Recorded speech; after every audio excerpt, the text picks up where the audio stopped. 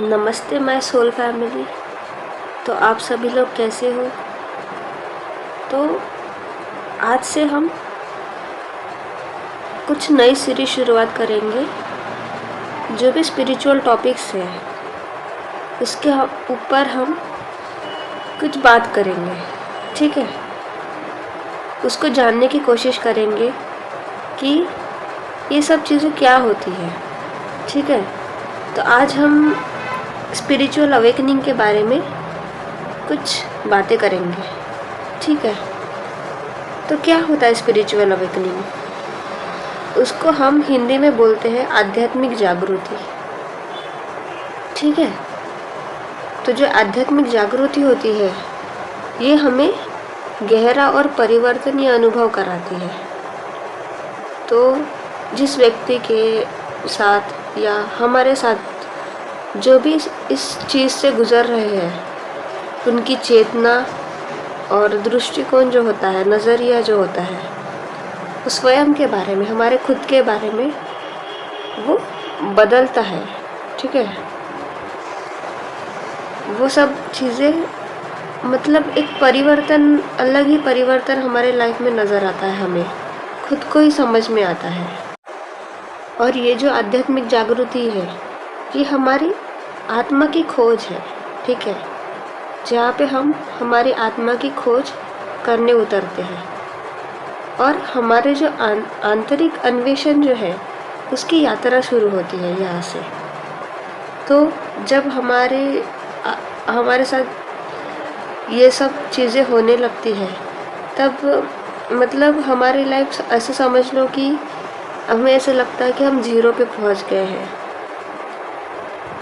हम जो भी चीज़ें कर रहे थे, जो भी हम मटेरियलिस्टिक लाइफ में जो भी चीज़ें कर रहे थे वो चीज़ें हमें करने की इच्छा नहीं होती, उन सब चीज़ों से दूर भागने की इच्छा होती है। ऐसे लगता है कि हमारे पास बहुत पैसा है, सब कुछ है ज़िंदगी में, रिलेशंस भी अच्छे, सब कुछ अच्छा है, लेकिन फिर भी कुछ चीज़ों में कमी नज़र आती है। ऐसे लगता है कि बहुत सारी चीज़ें हमारी ज़िंदगी में कमी है, एक चीज़ की, किसी एक चीज़ की हमारे लाइफ में कमी है, लेकिन वो चीज़ें हम समझ नहीं पाते। तो वही होता है कि हम दुनिया में सब चीज़ें करते हैं लेकिन खुद को ढूंढना, खुद के अंदर झांक के देखना, ये चीज़ करना हम भूल जाते हैं, खुद को पहचानते नहीं हैं, ठीक है।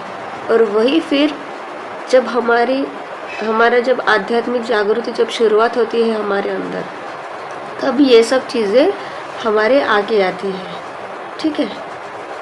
तो जिसमें व्यक्ति अपने आध्यात्मिक स्वभाव के बारे में अधिक जागरूक होता है, खुद के बारे में समझने की शुरुआत कर देता है। और जब हमारी आध्यात्मिक जागृति की शुरुआत होती है तब उस दौरान हमारे अंदर क्या क्या बदलाव आते हैं, ठीक है, क्या क्या हमें अनुभव मिलते हैं। तो सबसे पहली जो है वर्धित आत्मा जागरूकता। तो इसमें क्या है, खुद के बारे में बहुत ज़्यादा हम गहरा जाते हैं, गहरा ढूंढने की कोशिश करते हैं कि मेरे साथ क्या हो रहा है, मैं कौन हूँ, मैं कहाँ से आया हूँ, कहाँ से आई हूँ, ये सब चीज़ें हम सोचने लगते हैं, ठीक है। हमारे विचार, हमारी जो भावनाएं हैं, हमारा जो व्यवहार है, सब कुछ इसमें शामिल होता है, ठीक है। तो ये एक मतलब जो हमारे आध्यात्मिक जागृति है उस दौरान जो चीज़ें होती है उसमें से ये पहली चीज़ थी, ठीक है। फिर हमारी जो दूसरी चीज़ है, हमारी जो विस्तारित चेतना होती है, चेतना जो है हमारी, ठीक है, वो हमारी बहुत ज़्यादा विस्तारित हो जाती है। और ये जो समय है, इस समय हम खुद से ऊपर जो भी है उस चीज़ों से मतलब जुड़ाव महसूस करना शुरू कर देते। जैसे जो उच्च शक्तियाँ होती है, स्पिरिट गाइड्स होते हैं, universe, nature, God, angels, ancestors, इनसे हम अलग ही मतलब जुड़ाव महसूस करने लगते हैं। और ये सब बहुत ज़्यादा दिव्य होता है। जो हम मटेरियलिस्टिक लाइफ में ये सब चीज़ें हम नहीं फील कर पाते। जब हम खुद के बारे में सोचना शुरू करते हैं, जब हम इस आध्यात्मिक जागृति के इसमें आ जाते हैं, तब हमें ये सब चीज़ें अनुभव होती हैं। ठीक है, हम बड़ी शक्तियों से जुड़ने लग जाते हैं। फिर तीसरी चीज़ है कि हमारे जो दृष्टिकोण है उसमें बदलाव आ जाते हैं। जो हम इसके पहले, जब हमारा दुनिया को देखने का जो तरीका होता है वो अलग होता है।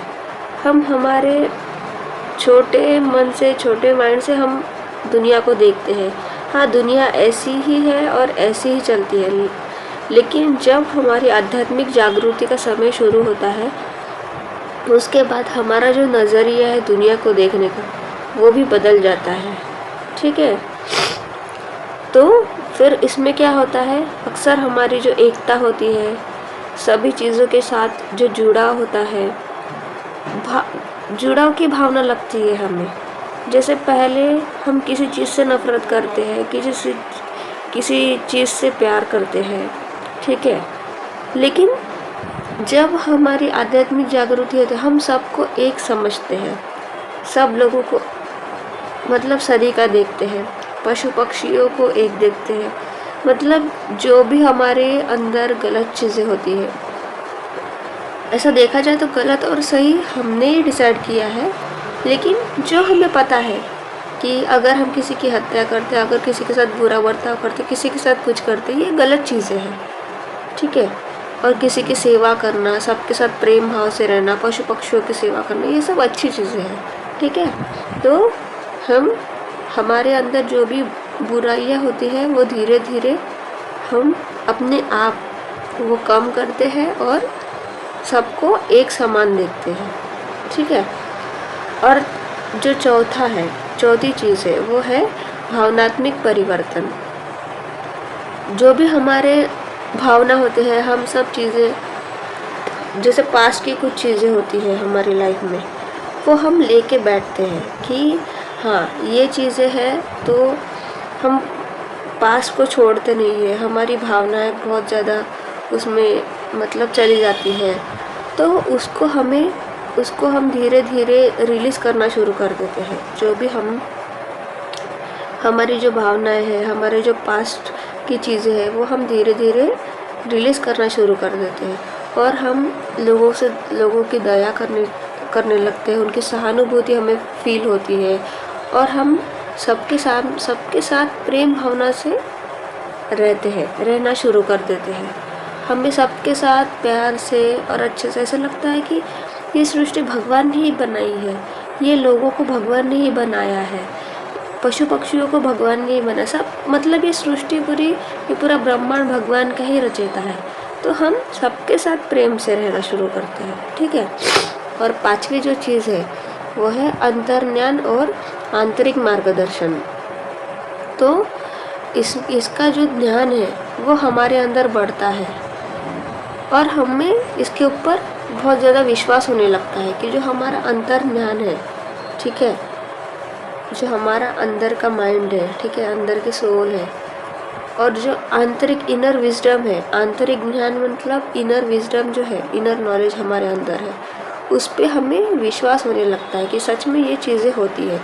जब हम मटेरियलिस्टिक लाइफ में बिजी रहते हैं तब हमें ये सब चीज़ों के पता नहीं रहता, हम इस पे विश्वास नहीं करते। लेकिन जैसे ही हम हमारी आध्यात्मिक जागृति की शुरुआत होने लगती है, तब हम ये सब चीज़ों पे विश्वास करने लगते हैं। ठीक है, अभी देखते हैं कि आध्यात्मिक जागृति के जो संकेत होते हैं, लक्षण होते हैं, वो क्या है।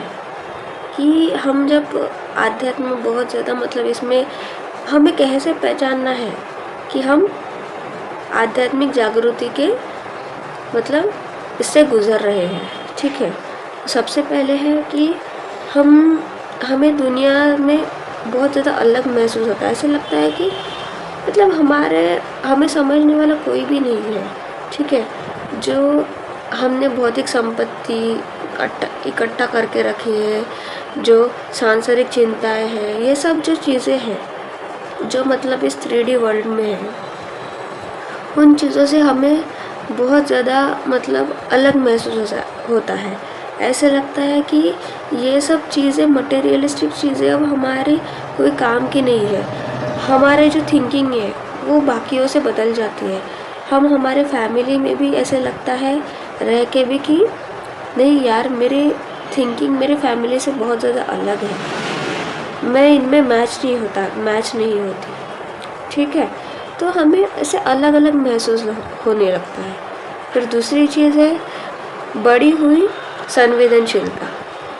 जो हमारी ऊर्जा है, जो हमारी एनर्जी है, हमारी जो भावनाएं हैं, ठीक है, और जो हमारा वातावरण है, हमारी सराउंडिंग है, जो परिवर्तन, उसमें बहुत ज़्यादा हमें संवेदनशीलता हमें महसूस होती है। ठीक है, तो ये दूसरी चीज़ थी। फिर तीसरा है कि सपने और हमारी दृष्टि, जो हमारे गाइडेंस है और समझ प्रदान करने वाले जीवंत सपने और दृष्टि जो भी हमारी होती है, ठीक है, उनमें बहुत ज़्यादा बढ़ावा दिखने को मिलता है। हमारे जो सपने होते हैं, हमारी जो दृष्टि होती है, वो पहले हमारी बहुत छोटी थी। ठीक है, जब हम इस आध्यात्मिक जागृति में जाने से पहले ये सब चीज़ें हम बहुत छोटे एंगल से देखते हैं, लेकिन जैसे ही हम इस चीज़ों से गुजरने लगते हैं तो हमारे जो सपने हैं वो भी अलग हो जाते हैं, बड़े हो जाते हैं, हमारी दृष्टि भी है, हम अलग नज़रों से सब चीज़ों को देखने लग जाते हैं। फिर चौथी चीज़ है समकालिकता। ठीक है, हम सब चीज़ों को एक तरीके से देखने में लग जाते हैं। ठीक है, अर्थपूर्ण सहयोग। फिर पांचवी चीज़ है एकांत की इच्छा। हमें ऐसे लगता है कि हम किसी शांत जगह पे जाके बैठ जाए, शांत जगह पे जाके मतलब सेटल हो जाए, हमें कोई लोग नहीं चाहिए। ठीक है, और जो हमारे अंदर के विचार है उसकी हमें आवश्यकता होती है। हमें बाहर के किसी के ध्यान की मतलब इच्छा ही नहीं होती कि हमें ये चाहिए वो चाहिए, बस हमें शांति चाहिए और हमारी जो इनर कॉलिंग है, हमारे जो अंदर की आवाज़ है, बस उसे सुनने की हमें इच्छा रहती है। ठीक है, तो अभी हम देखते हैं कि हमारी जो आध्यात्मिक जागृति है उसको विकसित कैसे करना है हमें। तो सबसे पहले हमें क्या करना है, ध्यान करना है। ठीक है, और हमारे जो माइंडफुलनेस है, ठीक है, उन सबका हमें अभ्यास करना है। ठीक है, हमारे सबसे पहले तो हमारे मन को शांत करना है।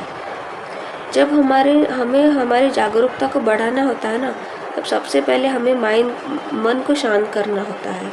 हमारे जो थॉट्स होते हैं, जो विचार होते हैं, हमें उसको धीमा करना होता है।